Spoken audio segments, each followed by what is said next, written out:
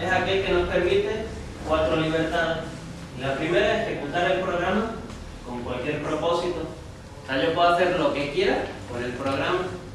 Ejecuto aquí, como estamos ahora, ejecutarlo en mi casa o donde yo quiera y con el propósito que yo quiera. O sea, ejecutar para crear esta presentación o utilizar el programa para cualquier otro fin.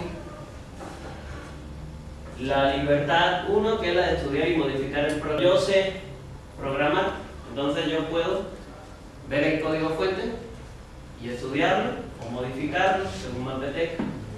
Pero pues, la libertad 2, la de copiar y distribuir el programa.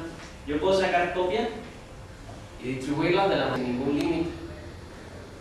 La tercera es la de mejorar el programa y publicar las mejoras. Esa tiene relación con la 1, la de modificar el programa. Cuando yo tengo un programa que no se ajusta a mis necesidades, pero haciéndole ciertos cambios, que yo sé hacerle los cambios, se ajusta a mis necesidades, entonces yo puedo también publicar programas derivados de otros. Esas son las libertades básicamente. Y hay que entender que libre no es lo mismo que gratis. Como llego a la libertad 2, puedo distribuir el programa también de manera comercial, siempre acompañado del código fuente. Entonces, no siempre un programa libre va a ser gratis. Son pocas las excepciones que se pueden contar con los dedos en las que hay que pagar. Ahora, todo esto, ¿cómo empezó? En los años 60 en la década de los 60 y 70, el software era algo que no son los malos, o sea, hackers aquí se refiere a programador. Ellos creaban su propio código, o sea, sus propios programas que hicieran lo que ellos necesitaban. Ellos necesitaban, por ejemplo, y para eso es lo que hace que la computadora tenga utilidad. O sea, el programa este de presentación no podría funcionar si no hubiera un sistema operativo por debajo que lo respaldara. De hecho, pues es como echamos aceite al motor, por más casualidad que le pongamos, el motor no funciona. Entonces, pues, sería más o menos eso el sistema operativo. Entonces, él quería crear un sistema operativo que se llama. Ahora, la licencia. Esto va con relación a la Free Software Foundation que creó Richard Stallman junto a otras personas. La licencia nos permite el que nosotros podamos tener las libertades de las que hablaba antes, las 4 libertades, o tener algunas libertades más. ¿Por qué? Porque hay varias. La principal y primera de todas fue la GPL, que es la que se basa en las 4 libertades de distribuir el programa, de copiarlo, de ejecutarlo cuando quiera, de hacer casi que lo que quiera con el programa. El autor conserva todos los derechos. Es decir, cuando yo modifico el programa, tiene que seguir manteniendo el nombre del autor. O sea, no puedo yo hacer un programa que se base por el software libre. Como digo, casi siempre es gratis, no siempre, pero en el 99% de las veces el programa, al disponer del código fuente, es decir, cómo el programa está operando, puedo conocer cómo opera y si puede dañar mi computadora. Esto tiene mucho que ver con la seguridad, porque, por ejemplo, con Windows nadie sabe cómo opera. O sea, todo el mundo sabe que ahí está, que funciona, pero no saben qué es lo que puede hacer con y todo lo que me da. Bueno, el contrario. Pero con el software libre yo puedo saber qué es lo que está haciendo en mi computadora ese programa. Entonces me aseguro que no voy a tener ningún tipo. Para llevar a cabo pues, todo lo que es la promoción mundial del software libre, apoyo a programadores. Software libre e Internet. Internet ha sido... Porque si no existiera Internet, yo creo que distribuir el software libre hubiera sido casi que una tarea titánica. Imposible, más bien. Entra en Internet, ve una página y se descarga el software libre fácilmente. Sin Internet yo creo que eso no habría sido posible porque hasta que a mí me llegue a mis manos un disco con software libre, hubieran pasado años y años. Entonces, por eso es importante el software libre, se crearon gracias a Internet. O sea, yo no habría podido conocer a otra persona interesada en este mundo si no hubiera sido a través de Internet, porque pues en la vida real no le voy preguntando a la gente por la calle, oye, ¿te interesa el software libre? Entonces, por eso hubiera sido bastante difícil que las comunidades se hubieran creado. también encontrar la ayuda hubiera sido muy difícil. O sea, yo no puedo salir de mi casa y preguntarle a mi vecino si sabe arreglarme algún problema. Alguno lo hará, pero es difícil. Y los programadores también se pueden poner en contacto de una forma más sencilla. O sea, sin internet no habría forma de que yo me pusiera de acuerdo con gente de la India, por ejemplo, para desarrollar algún programa. Hubiera sido imposible. O sea, por teléfono no hubiera sido manera de mantener todo esto. Entonces, con internet yo le envío un email y fácilmente ella me responde y así estamos en contacto. O hacemos un chat o algo y pues entre todos nos ponemos de acuerdo para desarrollar algo. Entonces, internet ha sido importantísimo en el mundo del software libre. Se puede decir que el software libre no existiría sin internet e internet no existiría sin el software libre.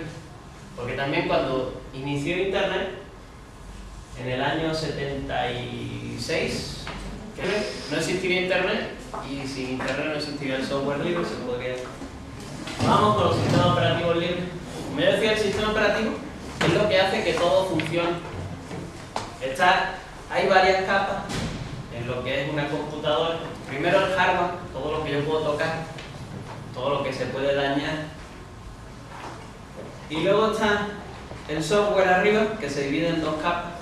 El sistema operativo, que es la capa más baja, que es lo que hace que todo pueda funcionar, y los programas, que pueda enviar un email.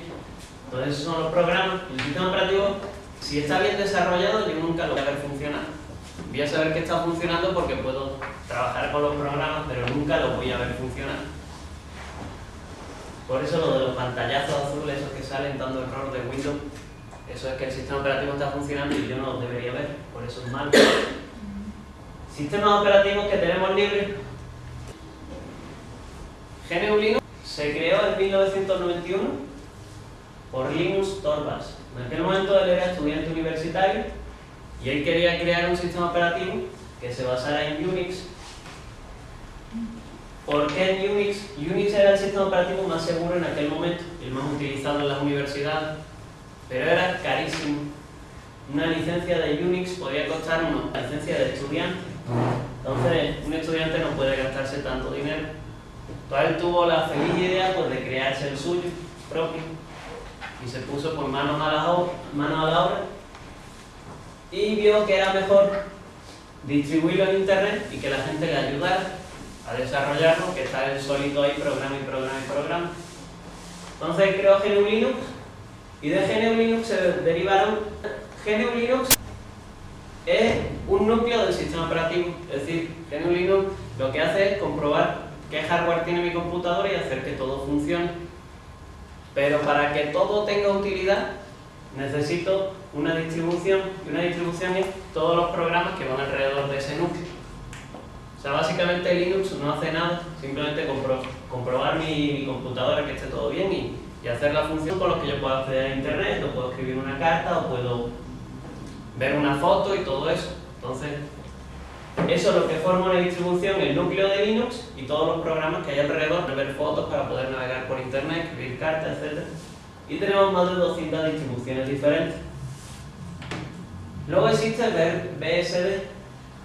La Universidad de Berkeley tuvo una idea parecida más o menos a la de Linus Torvalds, de desarrollar algo a tanto dinero.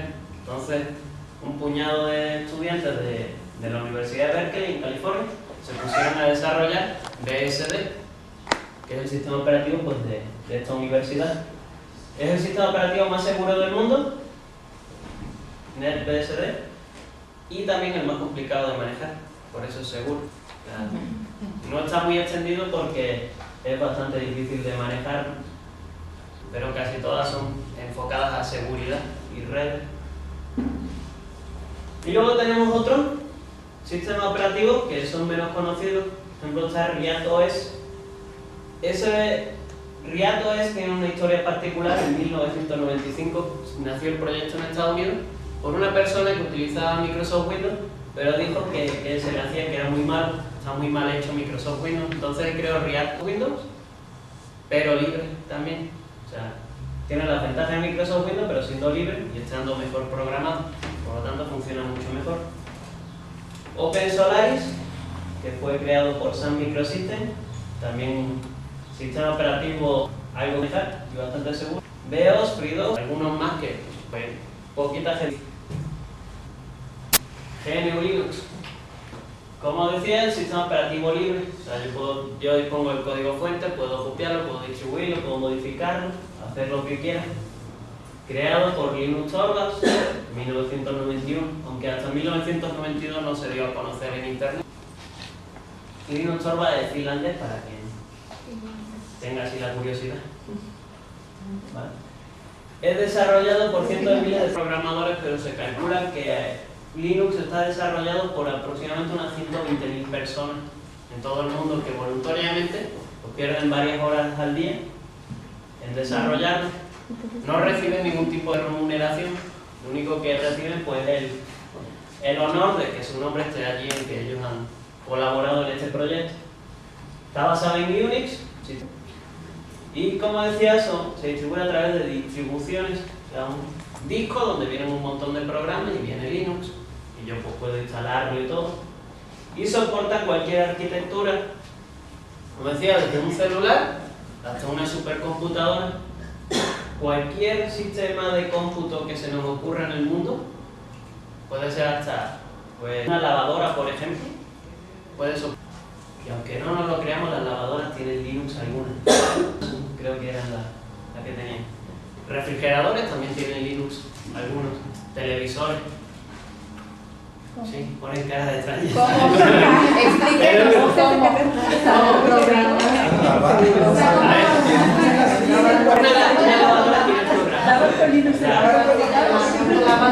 Sí, una autolavadora. Estas nuevas, modernas, tienen burbujas y no sé qué cosas. No compartas,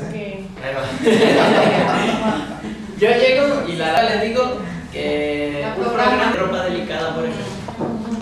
Pues la lavadora tiene que saber qué es lo que tiene que hacer, a cuánto tiene que calentar el agua, cuándo tiene que darle detergente, cuándo no, cuándo suavizante, todo eso. Llenar de salvar. Sí, todo eso ya lo tiene que controlar de una forma. Entonces, la lavadora tiene un pequeño microondas.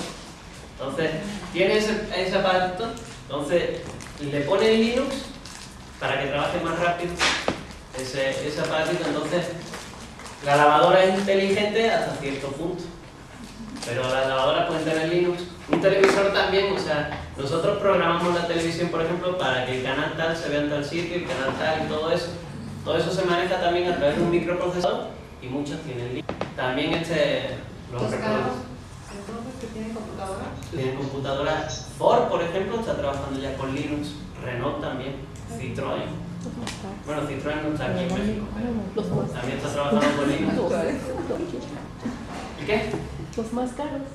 Sí, los más caros, pero los que traen computadoras, incluso algunos que no traen computadoras, todo esto, las bolsas de aire, también tienen una pequeña computadora que hace que, una vez que tenga yo un golpe, entonces algunos que están trabajando con Linux, algunas computadoras que van en los coches. Para todo lo de los niveles de aceite, de agua, de temperatura, todo eso, también hay algunas computadoras que están poniendo ya en los coches y están trabajando con Linux. O sea, Windows, Microsoft no puede llegar a ese mercado porque ellos han desarrollado un sistema operativo más bien para computadoras, tanto computadoras de escritorio como portátiles, como de mano. Ahora, pero Linux ya le tiene años de ventaja.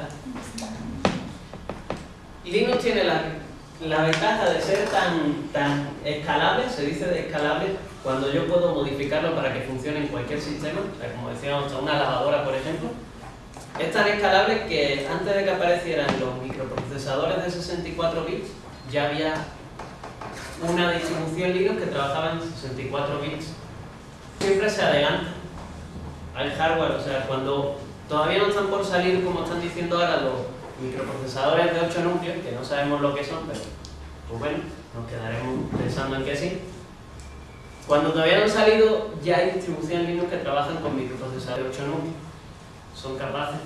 Entonces, Linux siempre tiene el software disponible antes que el hardware. Cuando Microsoft va al revés, Microsoft tiene el software disponible. Es la desventaja de tener a 1000 programadores nada más, a sueldo, en lugar de tener pues 120.000 que trabajan de manera voluntaria.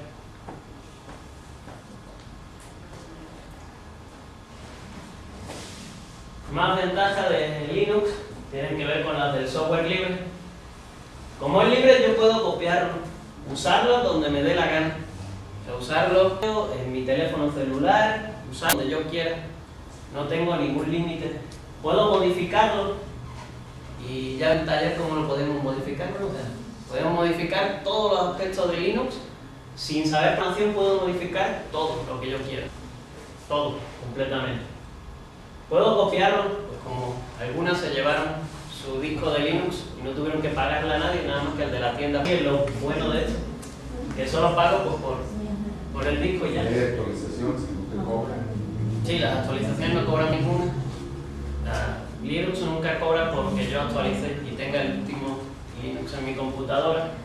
Es más estable que cualquier otro sistema operativo, por lo mismo de que todo tiene que ver con lo que explicaba antes. Los programadores tienen la misma computadora que yo puedo tener en mi casa y programan a lo que ellos tienen en casa. Entonces por eso es muy estable, porque se ajusta a lo que yo tengo en mi casa, a la computadora que yo tengo, que da igual que sea viejita o que sea muy nueva, se ajusta totalmente. Es más seguro que cualquier otro sistema operativo, por lo que decía de que hay 120.000 personas viendo lo que están haciendo todos los demás. Entonces, si alguien introduce algo que va a causar daño, 19.999 personas detrás para quitar eso que pueda hacer daño a mi computadora. Por eso es muy seguro. Es difícil que haya virus por el sistema, por cómo opera Linux. Para que un virus se ejecute en mi computadora, yo tengo que decirle al virus, venga, hazme daño. Y es así, o sea, los pocos virus que hay para Linux son virus que yo mismo tengo en mi computadora. Si no, ese virus no va a dañar mi computadora. ¿Quieren mejores requerimientos de hardware? Lo mismo.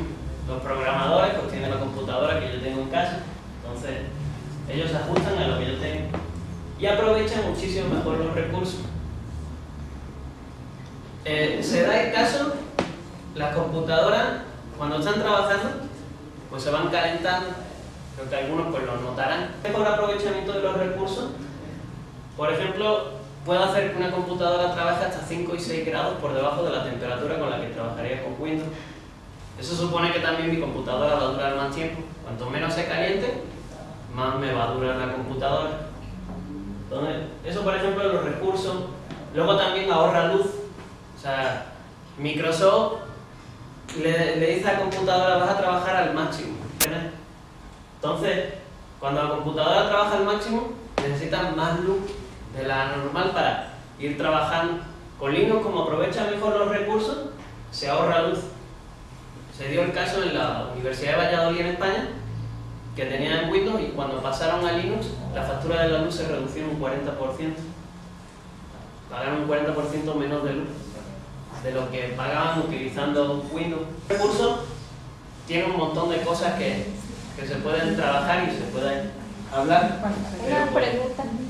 En lo que decía de los virus, que solo se introducían virus en la computadora si nosotros lo aceptábamos, Sí. ¿qué leyenda o qué es lo que pasa para que te digan así? A ver, los virus son un programa dañino. O sea, un virus es un programa dañino, tanto en Windows, Linux o en cualquier sistema operativo. Un virus es un programa dañino. Entonces, entra en mi computadora y se ejecuta solito. Y me hace el daño él solito sin que yo le haya dicho nada. En Linux se introduce el programa, o sea, se introduce el virus, y yo tengo que decirle a ese virus, ejecútate. Si no, el virus no va a ser capaz nunca de ejecutarse y después de causarme daño. El virus va a estar ahí en la computadora, pero nunca va a hacer nada hasta que yo se lo diga. Entonces, ¿de qué manera lo hacemos ejecutarse? Pues yo voy al programa y le doy doble clic y entonces ya es cuando... ¿Pero qué programa es o cómo saber que es un Que programa de virus? Lo más importante de aquí es que todos los programas están centralizados en lo que se llama repositorio. Yo, para tener mi computadora segura, no debería bajarme ningún programa que no esté en el repositorio oficial. O sea, un lugar donde allí están todos los programas, son más de 14.000 programas los que tienen en un servidor ellos allí. Entonces, yo siempre debería utilizar los programas que ellos me proporcionan y no utilizar ninguno que ellos no me proporcionan. Entonces así me evito, por ejemplo, el encontrarme con virus. Esa es la mejor manera de evitar los virus. ¿Cómo me doy cuenta que tengo un virus? Pues es bajando programas de cualquier página sin saber quién es el autor, saber nada, o sea, poniéndome a bajar programas a lo loco y ejecutando. Esa es la manera de saber que puedo meterme un virus en la computadora. Pero, por ejemplo, con Ubuntu, como digo, hay un lugar específico donde están los 14.000 programas y pues de allí es donde me los bajo y me los instalo. De ningún otro lugar porque pues no es seguro. Y en Microsoft tú nunca sabes en qué momento el mismo Microsoft te manda virus. De hecho, Y te truena el hecho, lector como a mí. De hecho acaban de cometer un fallo el martes pasado, metieron en una actualización que sacaron y resulta que el programa causaba daños a la computadora y han tenido ahí un problemilla porque el mismo Microsoft pues hizo un virus, ellos mismos lo hicieron sin darse cuenta, pero bueno, sin darse cuenta pero lo hicieron. Desventajas de Linux, pues la misma que el software libre no está muy extendido, entendiendo que cada día hay más usuarios, ya se han superado creo que los 15 millones de usuarios, pero bueno, poquito a poco pues se va consiguiendo. A veces las distribuciones tienen bastantes diferencias, o sea, yo puedo bajarme diferentes versiones de Linux, instalarlas en mi computadora, pero resulta que para usar una o usar otra tengo que aprender ciertas cosas. Entonces a veces el aprendizaje es bastante complicado. Lo mejor es bajarse una y ir si a uno le gusta y no andar probando. Las de hardware no ofrecen soporte para Linux, no les interesa porque pues Microsoft les da dinero porque desarrollen para, por ejemplo, impresoras para Windows, pero pues no hay nadie en Linux que les dé dinero para que desarrollen impresoras para Linux. Pero bueno, la gente de Linux trabaja muy bien y ellos mismos pues hacen que las impresoras funcionen. Otro día noticia un francés jubilado ya que se aburría en casa y desarrolló drivers. El driver es un programa que hace que algo que yo le conecto a mi computadora funcione. Pues el desarrollo para 300 webcams. Aburrido, en varios días se hizo eso y lo puso en internet y cualquiera lo puede utilizar. O sea, gente que no puede utilizar su webcam en Linux ahora ya se puede gracias a este hombre. Otro problema es que ciertas tareas de mantenimiento requieren tener conocimientos algo específicos de Linux. Entonces no cualquier usuario pues, puede realizar ciertas tareas. Por suerte eso ya se está empezando a salvar y ya cualquier usuario pues, puede realizar tareas específicas de mantenimiento del sistema. Y por último vamos a ver Ubuntu. Ubuntu es la distribución la más fácil de utilizar para cualquier usuario. Es la manera más fácil de poder introducirse en el mundo del software libre, más concretamente en Linux. Está basada en Debian. Debian es la distribución Linux con más antigüedad del mundo. Ellos fueron los primeros que empezaron a distribuir Linux. Entonces se basa en ella porque pues, es la más antigua y la que más es. Fue creada por la empresa Canonical el 8 de julio de 2004. Canonical tiene sede en la isla de... se me olvidó el nombre ahora. Está en Sudáfrica.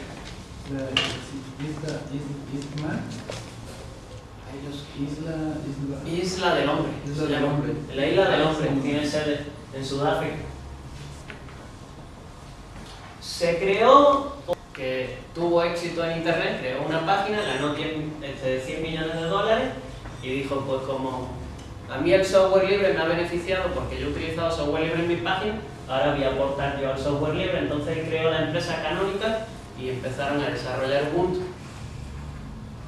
Entonces, pues es de manera altruista. Es la más usada en todo el mundo. En tan solo 3 años ha conseguido ser la más utilizada en todo el mundo, de todas las distribuciones Linux. De las 200 que hay aproximadamente, esta es la que más se utiliza en todo el mundo porque es la más sencilla de utilizar, la más fácil.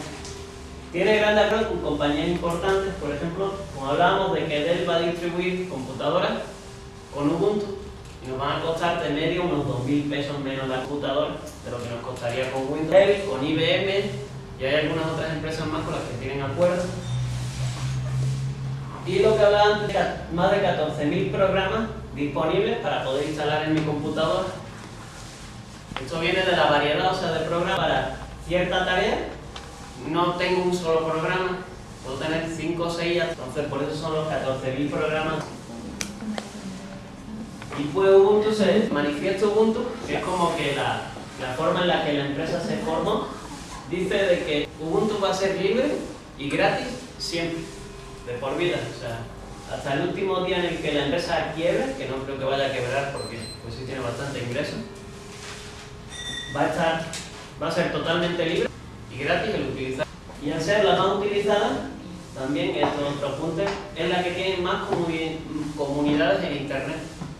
Es muy fácil encontrar ayuda en internet sobre Ubuntu, sobre cualquier cosa que yo necesite. Bien. Y con esto creo que era ya, sí, la última. Y ya, finalizado.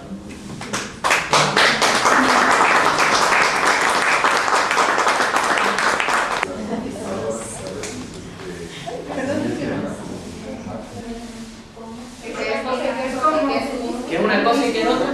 No, pues es que es lo mismo, es casi que lo mismo, o sea, Linux es algo que está dentro de Ubuntu y Linux es lo que hace que mi computadora funcione. O sea, así de simple. Linux es algo que hace que mi computadora funcione. Ya hasta ahí tengo que llegar, no saber más. Porque ya me termino. Entonces, Linux es algo que hace que mi computadora funcione. Ahora, ¿qué es Ubuntu? Ubuntu es Linux más todos estos programas que me trae para que yo pueda trabajar con la computadora, para que mi computadora sea útil. Es lo que decía de que no tenía que hacer Sí. grabar el programa, Sí, que tuviera sí. más beneficios. Bueno, sí te... Y uno de los programas de Linux es Ubuntu. No. ¿O no? No, el sistema operativo es Linux. Y Ubuntu es una manera de sistema operativo. ¿Sí o no? Pero de ahí se distribuye, pues. Está hecho para ese idioma. Entonces, hay específico para todo. Hay también específico para teléfonos celulares, que están sacando ahora. Linux es específico para celulares, y traen programas para celulares, o sea, programa de agenda. La agenda de mi celular, pues yo tengo todos los números guardados. Eso es un programa en sí. Sí, con su computadora, en este caso, que Ubuntu puede trabajar en más tipos de hardware, o sea, trabaja también en celulares y trabaja en las computadoras de mano, las TDA, ¿saben eso? Pero pues nosotros quedamos con computadoras y ya. Ahí en aplicaciones, el final se puede ver